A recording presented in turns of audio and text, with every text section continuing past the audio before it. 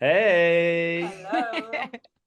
Yeah, I know. We need someone like, I don't know, Claire Foy doing, hey, recording's happening or something a bit less kind of Yeah, not recording formal. is in progress. Yeah. Oh, I'm so Hey, glad. Emily. I'm so glad we made this happen. Emily, we've been talking about this for months, haven't we? Kind of going, when are we doing Yeah, it? pretty We've got to much. make it happen. But we did it. The best things are worth waiting Yeah. for. I mean, yeah, I think it was just before the London premiere that we were like, you have to come, we have to make it happen, we have to make it happen. And ever Yeah. since we've been working at it.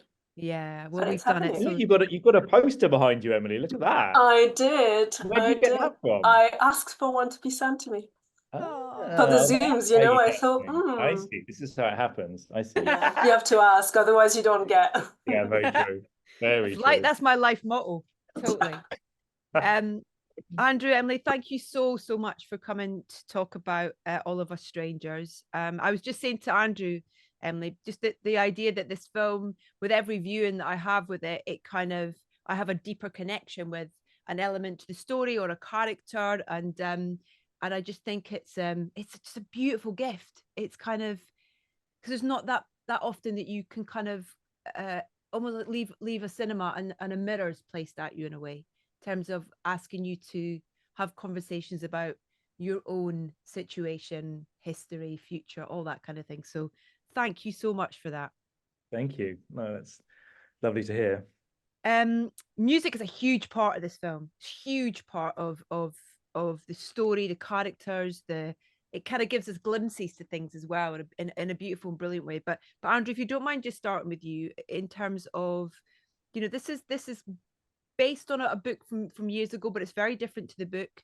But what was it about that story for you that kind of connected with you, do you think, that made you kind of want to use it as a jumping off point for your film? It was, I guess, and when I first read the novel, it was this idea, which is in the novel, of meeting your parents again long after they've gone. Now, first of all, I was like, my parents are still alive, I should add, right? But at the same time, it felt so incredible a concept to start to explore, I guess, how the past has affected us, how Mm. we have relationships in our lives, and how we don't always say what we need to say, and how complicated it is to sort of find love and understand that love both within your family and in romantic relationships as well, and how they're all kind of wrapped up together. So I just kind of really like the idea of what that concept allowed me to do. And then I turned it into this sort of like queer love story at the same time, which isn't in the novel, and how that related to family. But I think it's what you said before. It's like when I read it, I felt like there was a conversation in the novel that everybody has in their head. We all want to kind of understand ourselves and our relationships better. And none of us are very good at actually having any of those conversations. Yeah. We don't have them at the time. I mean, even now, you can watch the film and you'll be like, okay, I know what I need to say now to people. Whether you say that to people is a totally different matter. So I found all that just such interesting kind of material to talk about love and family and connection and longing and all of those things that I think I've always been interested in. Was it, I mean, I might can't imagine it was easy to write, but but in terms of the structure of it and the kind of, I'm cautious obviously for people who haven't seen the film, who might be listening to this, but we'll obviously put a kind of a spoiler at the front of it and make sure that people haven't, sort of thing, because it kind of takes your breath away, at that the so many moments, but two particular moments towards the end of the film, sort of thing, as well, in terms of writing that, and writing that in a way that as a viewer and as someone reading it, you have no idea, really. You have questions, but you have no idea until you get to those moments. How do you write that? Yeah, it took a long time, to be honest. And I think the hardest thing is I knew I wanted the film to have a mystery to it, that you felt like it was uncovering stuff within us all that we can't articulate. So what I didn't want to do is over-articulate that in the film, because it wouldn't make sense. It has to feel like it's working. Look, you can see the film as it working from like an unconscious level. It's Adam's unconscious that is bringing all this to life. So I wanted everything to feel like it was playing with our own sense of understanding and our own unconscious. So it wasn't always easy. And it was like, how much do I reveal? How much do I hide? How much do I need to tell the audience? Hmm. And in the end, it was just about the emotional through line. How am I feeling emotionally from scene to scene? How is Adam feeling emotionally from scene to scene? And so I just try to kind of dig into that at all points. Because look, the film goes to some crazy places. You're like, well, what's happening? Where are we? What's this about right now? But I always felt like if you sort of just allow the audience to accept that, they'll accept it. You don't need to, you don't have to worry too much. Well, I don't think I ever did at any Mm-hmm. point kind of go, what's going on? Because you're there with it. And it's those performances as well that you're immediately, you know, you're immediately captivated by these characters and their story, and you want to know more, and you want to give them a hug, or you want to, you know, all that kind of thing. You feel so connected to them from the off. Did you have, you know, Andrew in particular in mind when you were writing Adam's character, or did you ever, do you write with people in mind? Or I don't really write with people in mind. It's too sort of like I kind of write with myself in mind, I guess. So or people I know in mind, or so that's sort of how I approach the material. And then it's afterwards, it's like, well, obviously I can't be in it because I can't act, and couldn't think of anything worse, and it would be the worst film in the history of the universe. So who am I going to find? And Andrew very quickly was the person that I wanted to go to first. We didn't go to anyone else. We just went to Andrew. He just felt right. I think that's all I can say is I've loved him as an actor. I felt like there was so much in him as well that could sort of come out within this performance. Yeah. And I think it's such a beautiful performance. Subtle, emotional, contained, expressive, all of those things that you really want a performance to be. And you know, I feel so lucky. Sometimes when I see them all, even on the poster, the four of them, I'm like, oh God, that was good. That was lucky. I'm lucky I got those four. Because the way that they're performed in the way, sorry, Emily, I will get to music in a second. There's just so much to ask about this film. It's so great. But those opportunities that they each have as characters and actors to work together. So, you know, whether it's Paul and Andrew, or it's Andrew and Jamie, or Andrew and Claire, or they're just wonderful moments that you can see that they are just kind of relishing this opportunity as performers, as artists, to have these kind of playmates in those scenes, I think, as well. Yeah, and they were so beautiful together, all of them. They were so excited to be working with each other. And I think it's a little bit about like how you spoke before about it. It's like, I wanted there to be lots of in points to the film. So that because it's about this guy in his 40s who's gay and is reconnecting with his parents. It's also about parenting. It's also about all of us as children, and all of us as parents, and all of us as lovers, and all of us struggling in relationships, and all of us wanting relationships, whatever it might be. And so I wanted to give all of those characters almost like different in points to the story that would then speak to the audience in a way that it can be both a very specific story, but also be something that speaks on a much, much kind of more universal level. Did you write in, when you were writing the script, were a lot of the needle drops written in? Because also for me, I had that question of, you know, is the music, because of this idea of him going back to spend time with his parents when they were a certain age, and were the needle drops from that point in his life that we hear throughout the film, and the fact that he kind of almost is listening to them in present day, to, you know, that kind of thing where it's on Top of the Pops, but it's like that record collection that we see, you know, the vinyls. That's what I call music, with the House Martins or Erasure and Frankie and stuff. So those needle drops that you use are so vital and so important, and particularly the lyrical content of a lot of them, with how they are almost internal conversations that are going in, or, you know, with that the scene with the pet shop when they're decorating the tree, and, you know, that's saying the lyrics, she's singing the lyrics of the song, which is what she wants to say to him, but she can't put it into conversation. It's brilliant. Sorry, that's not even a question. That was just so many observations and thoughts. But yeah, talk to me a little bit about the needle drops. Yeah, because it does talk to what I think is like the incredible power of music, and especially actually pop music. And because look, there's so many songs in my life that I have loved, and it is like time travel. I put them on now. I put them on my record player, and I'm like, oh, okay. I'm 6 years old, I'm 12 years old, I'm in a club in the 90s, I'm at university, and I'm like, okay, I can literally feel how I felt. So it is like time travel. And to me, these are songs that I loved as a kid. All of these songs that are in there, they were all in the script, pretty much completely scripted. Songs that I loved, but they also just kind of speak to the importance of pop music for teenagers, I think, and for younger people, because it's at a time when you can't really understand the world, you can't understand big emotions, you can't understand all of that kind of thing. Pop music allows us, when we're young, to like experience big emotions. That's why pop music is so special. And when I was a kid and I bought Pet Shop Boys Please, the first album, and listened to it over and over and over again, or the Frankie Goes to Hollywood album, or the Erasure album. They were all the House Martins. I adored those bands when I was younger. And so it was actually the most enjoyable part of the whole process was like, okay, what songs am I going to put in? There was a list of like 20 songs. I'm like, but is it Build by the House Martins or is it Flag Day? Because I love them both and I don't know which one is going to be right.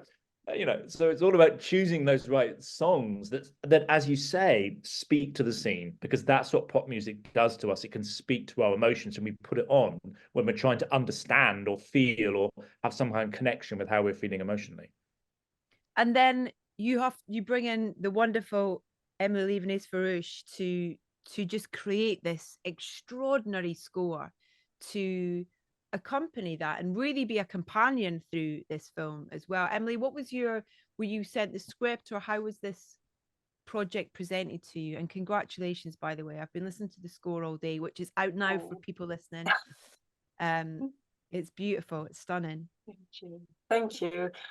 Well, I was on the cut because Andrew and Jonathan had been editing for a few months, and it's just one of those situations you watch the film and you kind of know.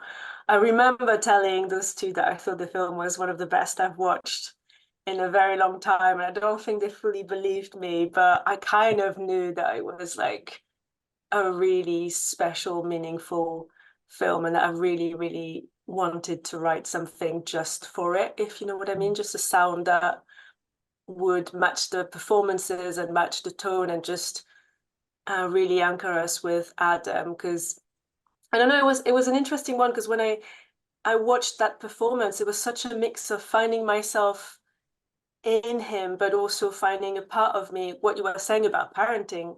I just wish I could go into the screen and give him a hug. Like, I just felt such a desire to be connecting with him. And I think when you have such a strong response to a film, like a performance, I kind of knew I would be able to write music that come from that reaction. And yeah, then we started chatting, sending music back and forth, and yeah. Andrew, did you have an idea of what you saw kind of running alongside, all these really big tunes, really, in terms of can't compete with that, but you're not trying to compete with that. It's got to be something completely different. So what were the conversations when you started off with Emilie? Yeah, I was kind of really nervous about it, if I'm honest. We'd put some temp music down that I really liked the music that was there, but it wasn't working in the way that it needed to work at all. It was interesting music, but it's so delicate tonally, the film. And I know I needed the music to help you transition throughout these different parts of the story, through his present in London and this kind of version of the past that isn't the past, that is his parents, and all of these things. And I needed it to feel so delicate, emotional, vulnerable. It needed to sometimes be like terrifying and discordant, and other times really warm and enveloping. I mean, Emilie will know this from having to talk to me. Like, I kind of know what I like when I hear something, but I'm not very good. Like, I love music, but I don't really understand music. So I don't fully understand, like, I need it to be violins or synths. So I'm not very good at understanding that. So I think it was just about when I heard it, when Emilie talks about how much she felt about it emotionally, I was like, well, could that just make sense? I feel like she's going to compose it from an emotional place. And we knew it sort of wanted to be like a mixture. Actually, in my head, it had been more synth based. And then Emilie very rightly was like, yes, we need lots of synth because it's got to have this 80s idea to it, but you need organic, real instruments in there too to bring kind of a depth of that emotion. Because we hear, that opening cue is sorry, it's my 10-year-old bringing in a delivery thinking it's a Christmas present. Mom, like that. No, wait. That opening cue, that kind of it's so beautiful, and you kind of have a wisp of kind of traditional instrumentation and then a flicker of electronic kind of coming in there. It sounds, I mean, I'm terrible as well, Andrew, but like kind of deep cello and then keys and things like that. And that's so, you know, it's, you've got to set a mood. And it is setting a mood sort of thing as well. So that opening piece in itself must be such an important thing to navigate, to not tell too much, to not reveal too much at the start of the film. Yeah, I think one of the idea in a sense that we mentioned about the opening cue is how it could be almost like an orchestra tuning or little snippet of things that congregate and then progressively shape into something. Like he's looking outside and it's almost the beginning of the journey, because maybe it's the moment he starts thinking about his yearning for love. And it's quite interesting because that cue, I remember I sent it quite early because I think in my head I knew where the score should go, but I sent it before sending the development of the score. So in isolation, it made no sense.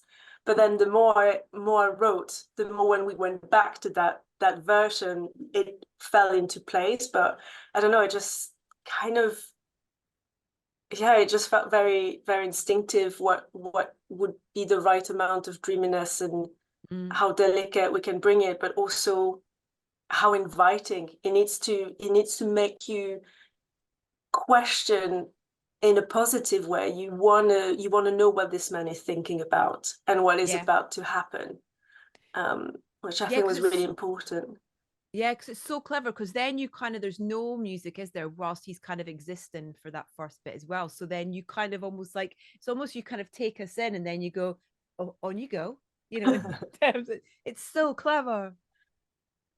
Yeah, I mean, I actually think in retrospect, not much changed, did it, Emily, in that first cue? Like, I feel like it was pretty much the first thing you did. And you're right, it took me time to understand where the music was going, to be like, oh yeah, that's totally right. Because then, yeah, you don't have music again, and really until he's about to start. There's a little bit of music pops in at one point after Harry's been there, and then it comes in again when he goes down to the park. But even when I listen to it now, like the screenings I've been to, there's something about, it's like an overture, isn't it, to the whole film. And there is something that, there's a sort of low bassy swell of something that still kind of makes me like, I'm breathing in. I feel like I'm breathing something in, and then I'm holding my breath for a while. And then I think it's so beautiful in that, and how it makes you feel. You know, it's really special. Well, you have that cue that's called "Remember to Breathe," don't you, as well? So it's like, yeah, totally. Yeah, that one was an interesting one because it's a moment of, you have to explore lust in a sense, rather than love. Lust that then, you know, becomes love later on, but it's kind of a slightly more muscular and highlighting something that comes back quite a lot actually in the film, which is the importance of touch. Even ghosts touch in this film, and it's just like, how do you recreate those kind of jolts that you feel when someone you're attracted to touches you? So it's just always staying with Adam's perspective and Adam's physical feeling in a sense. Yeah, it's those lovely kind of like fragments, isn't it? So there's fragments of sound, like when they touch their hands or they pull their hands away. There's these little motifs that keep appearing, and they are that little jolts of tenderness or whatever they might be, and they really work on, you know, a kind of deep level when you're listening to it. That's so interesting. You talked about it coming back to Adam's perspective. So there's a little bit of cue in the lift with Paul's character.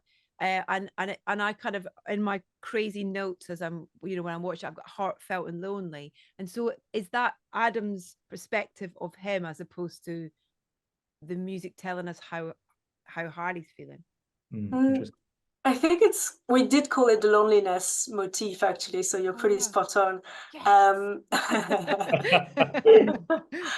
I think there's like a couple of moments actually. That motif is probably more linked to Harry, and it comes back at the end. There's like I stretched that sample when he first appears, and then it comes back a second time, almost as when we introduce Harry. So I think this is like one of the rare moments where we are also focusing on Harry's experience of loneliness, as well as Adam's.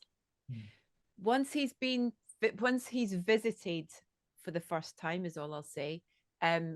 It's a really physical, sort of atmospheric kind of cue that's almost sort of makes me feel like he's almost levitating in a way. And then I just love, like, following on from that, how when he falls asleep with a smile on his face, and it's just that whole kind of journey is just like, it's so, yeah, it's, there's not much dialogue there really, it's just, but the combination of the performances, the music, the way it's been shot, Andrew, as well, is just like, it's just, oh, it's beautiful, really emotional.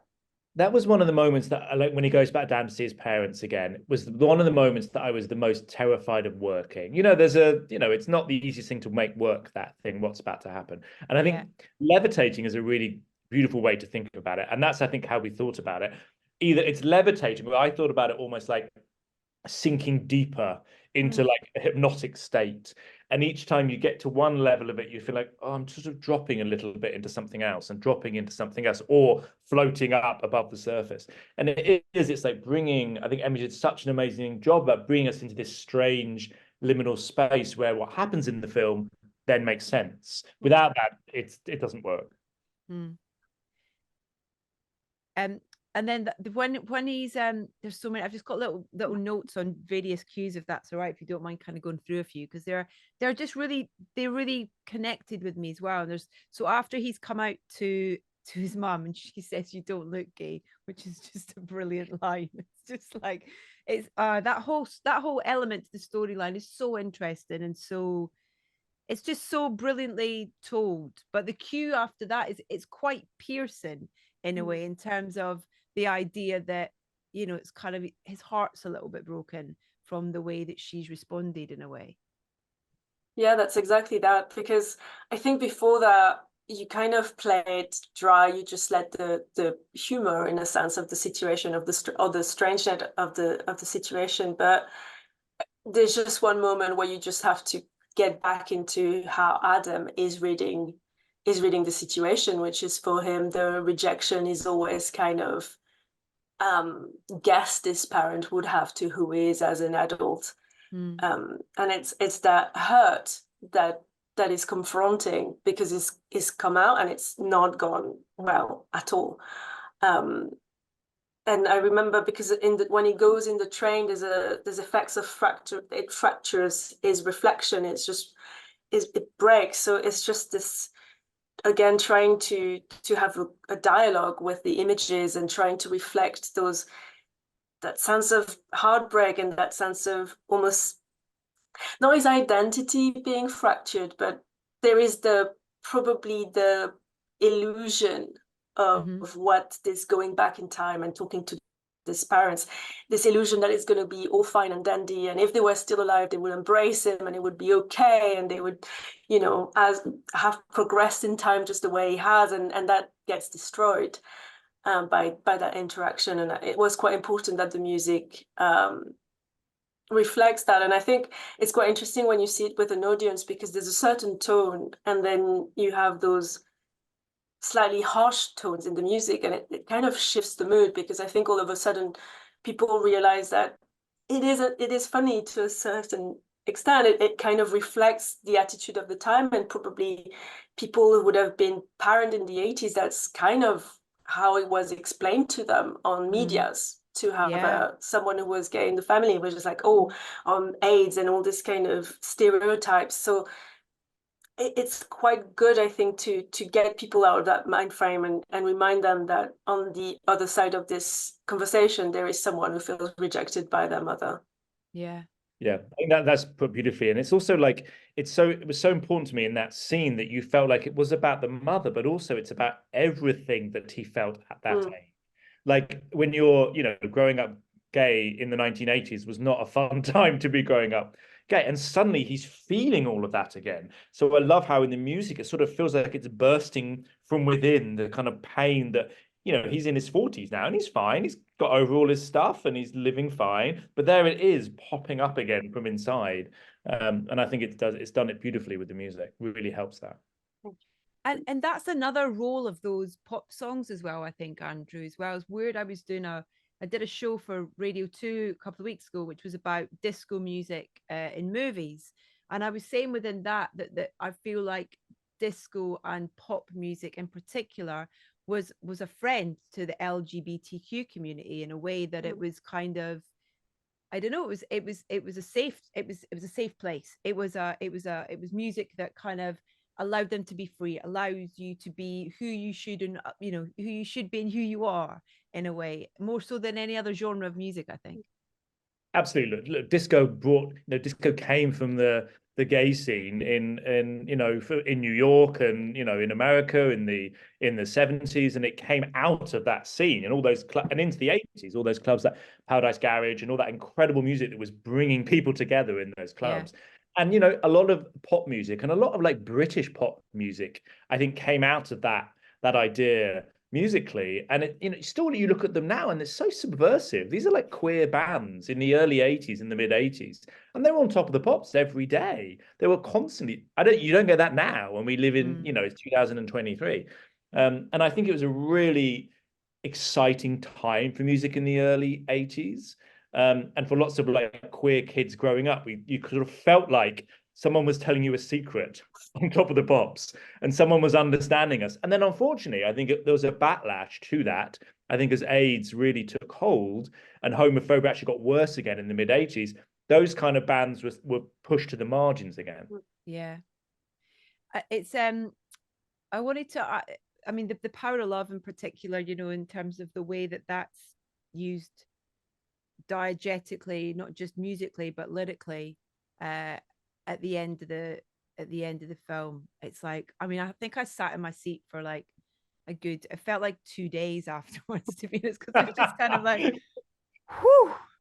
I mean, it's such a beautiful, creative way to sort of to bring together the artistry of words, music, performance, story, all of that, really. Do you mind talking just a little bit about that particular song and how you crafted that?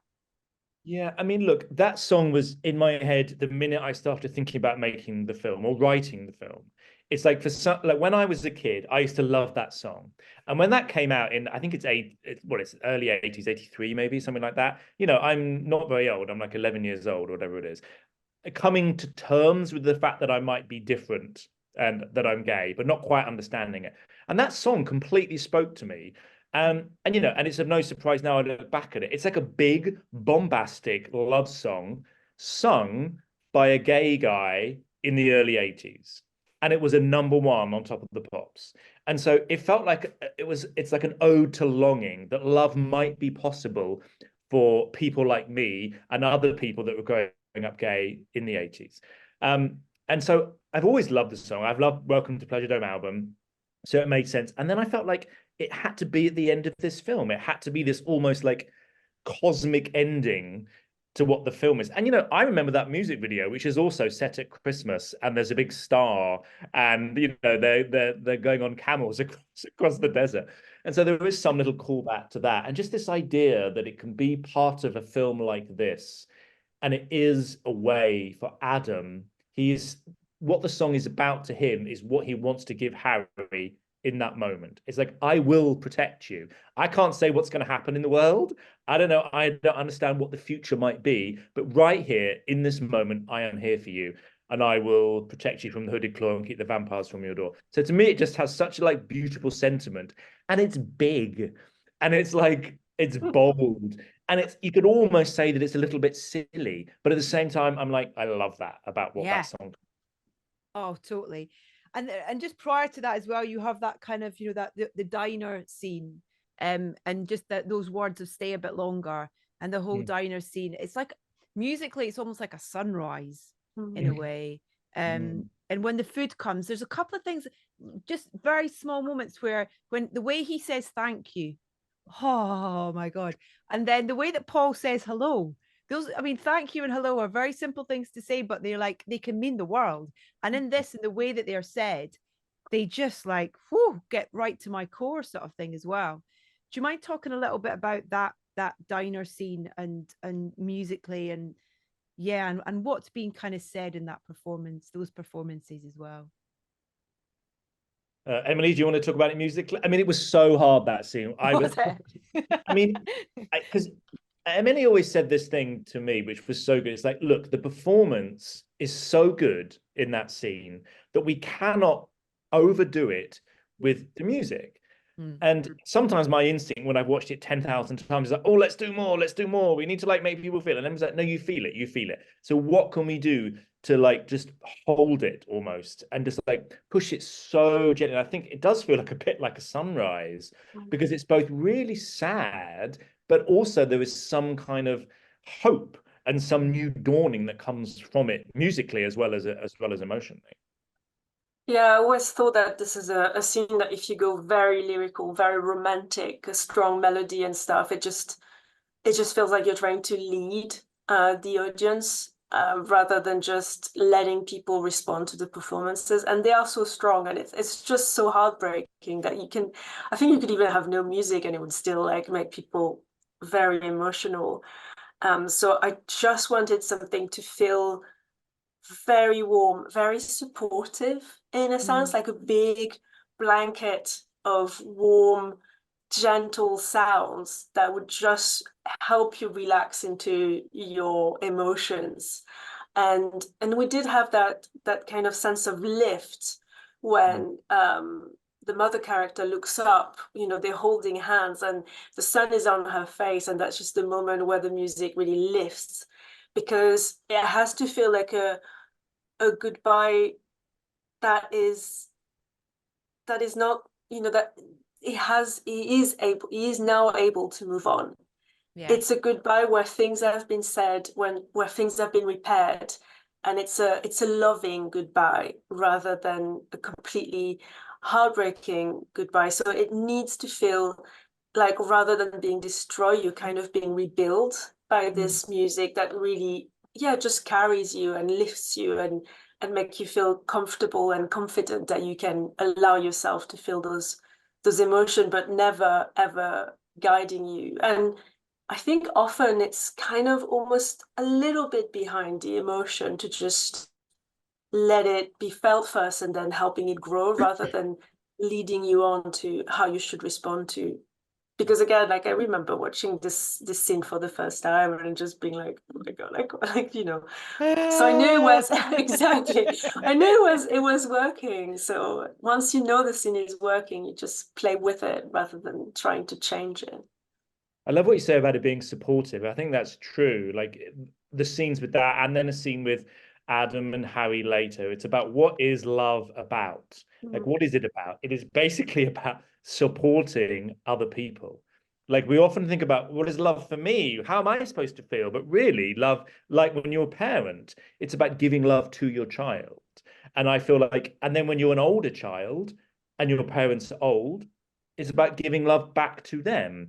And when you're in a relationship, it's just as much as what you give to them as what they give to you. And I think sometimes we forget about that.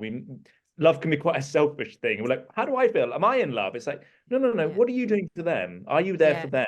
Because that is the important bit, that compassion. That's also a really lovely thing, finally, before we run out of time, that about the father and son scene as well with Jamie and Andrew. I mean, that scene is just absolutely gorgeous. You talked earlier about kind of with Andrew and the casting of him, and you have, I feel like you've given him the kind of the thing that that us as fans have been dying for him to do. But also I think with Jamie as well, you've given him the opportunity to play something that he's just brought so much kind of truth and honesty and compassion and love to this role as well. And that scene, I think, is just absolutely stunning. I love that scene so much. They're both so good in it. I mean, look, it's no surprise to me that they're so good in it, but I think you're right. It feels like we're seeing something else in them as performers that we sort of know is there, and we know that it's about them as people, but suddenly how we're seeing it. Like I've loved Jamie for years, since he was, little old Billy Elliot, and it feels like somehow this is related to that somehow. And I know it felt like that to him, and I adore him in the film. He's like, whenever I go on stage now and have to do like Q&As, I sort of feel like he is my dad, and I just want to go and like, I want him to hug me, and I literally want to call him dad, even though he's like 16 years younger than me. He's become my father, so I can't get out of my mind now. It's so funny. Oh, I love that. Well, listen, I'm so glad that we got to have this chat and celebrate your absolutely beautiful work. I can't thank you enough for your time today, but also just for your collaboration and beautiful storytelling in this film. It's a very, very special piece of work. Thank you very much. Thanks, Edith. Merry Christmas. Happy Merry New Merry Christmas. Year. Christmas. Bye. Bye, guys. See you Yes, later. thank you so much. That was really Happy fun. US release day as well. Oh, It's today. I yes. know, yeah. I'm going to sleep for 5 days. I can't wait. Very good. Oh, I hope to see you both in person soon. Take care. Yes, Thanks for so sure. much. Thank you. Bye. Thanks for Cheers. having us. Bye. Bye.